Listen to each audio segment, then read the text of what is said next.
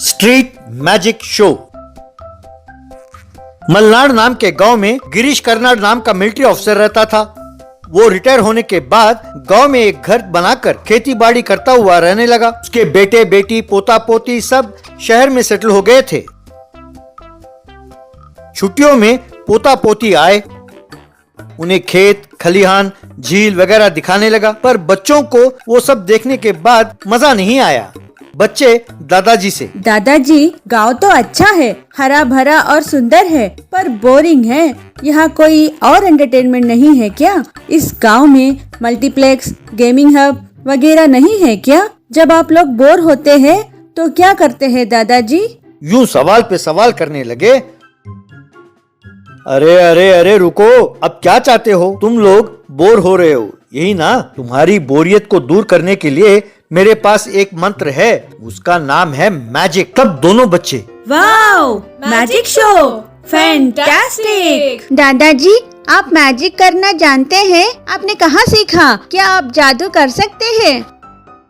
बेटे मैं फौजी हूँ, जादूगर नहीं। मैं तुम लोगों को गांव में होने वाले स्ट्रीट मैजिक दिखाता हूँ। चलो, बहुत अच्छा होता है, तुम लोगों को बहुत मजा आएगा।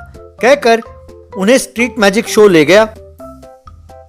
सड़क के बीच में जादू और करतब दिखाने वाले परिवार वहाँ खड़ा था। उनको घेर कर लोग खड़े थे। बीच में वो तमाशा दिखा रहे थे। आओ भाई आओ, ये इस गांव का जादू है, गरीबों का जादू, आपका दिल बहलाने वाला जादू। आप बिना पलक झपकाए देखते रहना ध्यान से। आंखें मूंदा तो सामने वाला गायब हो जाएगा। देखो ध्यान से भैया, देखो ये हमारे राजा का मुर्गा है। इसे काजू खिलाकर पाला है, मिठाई खिलाकर पाला है। इसे कल ही राजा जी के हवेली से जादू करके गायब किया है। देखिए इसके गर्दन कैसे सूना है। राजा जी के महल में ये गहने पहनता था, अब इस गरीब के पास गहने नहीं है। बहनों माताओं, इस मुर्गी को आपके गले का हार चाहिए, क्या आप देंगे? तब गिरीश की पोती, दादाजी उस मुर्गे को गहना चाहिए, मैं दे दूं? नहीं नहीं, तुम देखती जाओ। इस बच्ची के गले में हीरे का हार है, अब मुर्गे के गले में होगा देखिए। कहकर उस बच्ची के गले में रुमाल डालकर निकाला तो उस बच्ची का नेकलेस मुर्गे के गर्दन पर था। Wow, fantastic! Once more, once more! कहकर चिल्लाने लगे। तब जादूगर ने मुर्गे के गर्दन में रुमाल रखा और नेकलेस गायब हो गया। अरे नेकलेस को क्या हुआ? कहाँ है? बेटी अपने गले में देखो। बच्ची ने देखा, नेकलेस नहीं था। बेटी अपने हाथ में देखो। बच्ची ने देखा, हाथ में भी नहीं था। अपने जेब में देखो बेटा। उसने अपने जेब में देखा, वहाँ भी नहीं था। जादूगर मुर्गे से, मुर्गे मियाँ क्या हुआ? नेकलेस को निगल गए या गुस्से में आकर उसे फेंक दिया? वो उस बच्ची का नेकलेस है, बहुत कीमती है। माँ बाप के मेहनत से कमाए हुए पैसों से बनाया है उसे। बिना नेकलेस के बच्ची घर गई तो माँ मारेगी, बाबूजी डांटेंगे। मुर्गे भैया मान जाओ, बताओ उस नेकलेस को कहाँ छिपाया है? तब मुर्गा धीरे से जाकर दादाजी के पैर के पास चोंच मारने लगा। तब उनके पैरों के पास नेकलेस पड़ा था। ये क्या दादाजी, बच्ची के नेकलेस को पाँव के नीचे रखा है? उस बच्ची के गले में डालिए। और उसे उठाकर बच्ची के गले में डाला।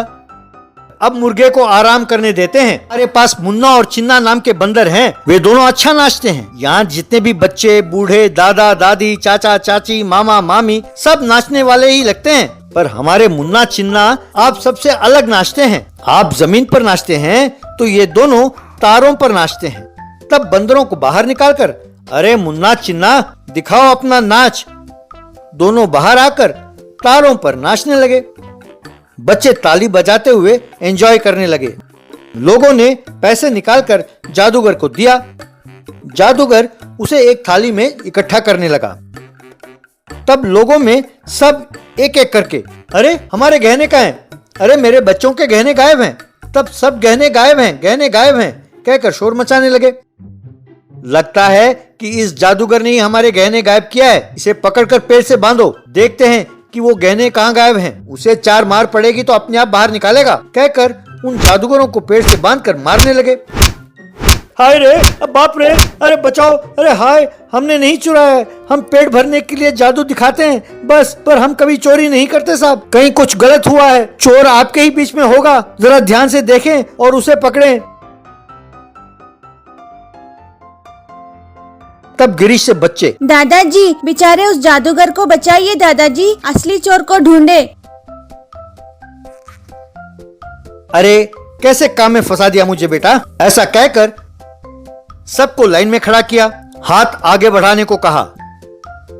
जिस किसी ने भी गहना चुराया है उसके हाथ में मेरे पोती के सेंट की खुशबू जरूर होगी, तो उसके हाथों को सूंघकर पता लग जाएगा, चोर को यूं पकड़ लूंगा। ऐसा कहते ही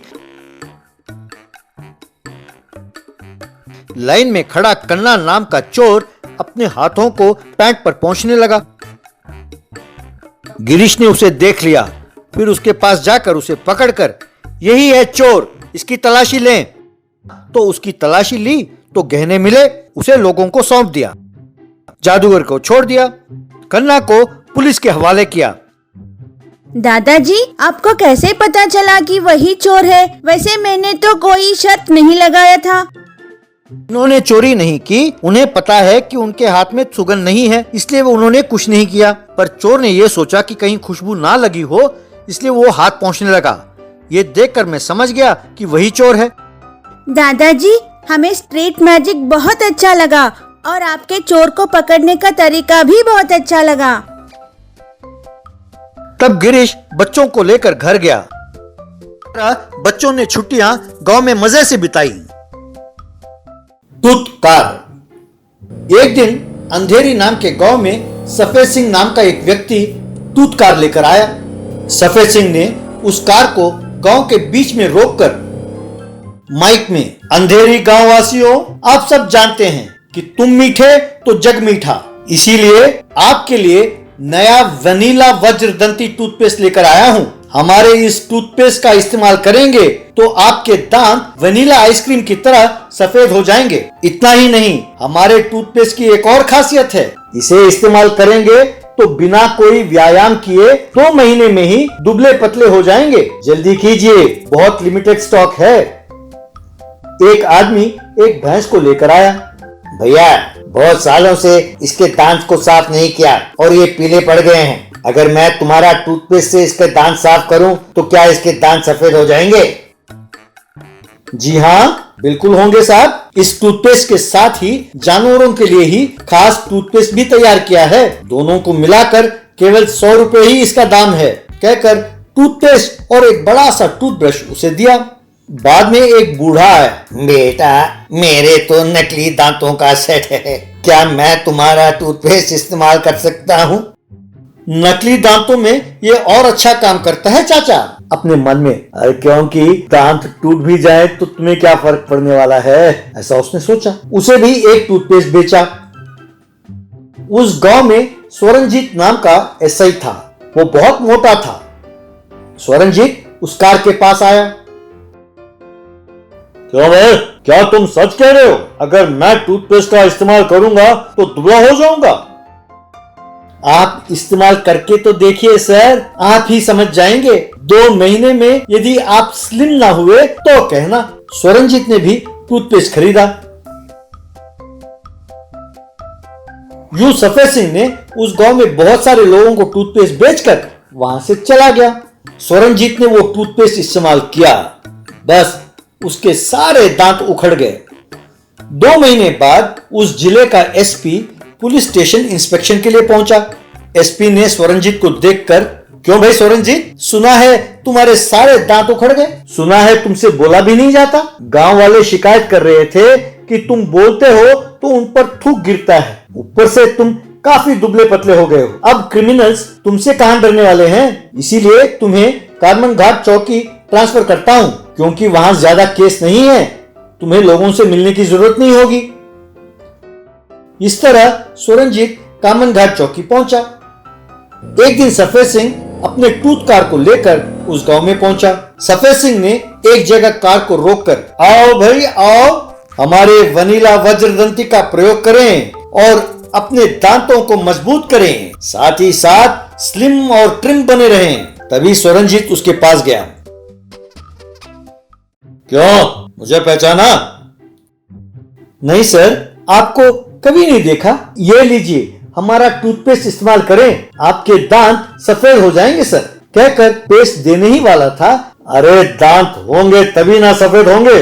तुम्हारे इस पेस्ट के इस्तेमाल से सारे उखड़ गए। अंधेरी गांव में मुझे ये पेस्ट बेचा था, याद है? ये भी कहा था कि 2 महीने में दुबला हो जाऊंगा। ओ ऐसे साहब, आप देखा, मैंने जैसे कहा था आप वैसे ही दुबले हो गए। और नहीं तो क्या, 2 महीने से दांत ना होने के कारण कुछ भी खा ना पाकर सिर्फ जूस पीकर ही गुजारा करे तो कोई भी दुबला हो जाएगा। क्या कहा? वनीला वज्रदंती, इसे क्या मिलाकर बनाया है? चलो थाने, तुम्हारे दांत मैं उखाड़ता हूँ, तब तुम भी मेरी तरह दुबले हो जाओगे। कहकर उसे थाने ले गया और जेल में बंद कर डाला।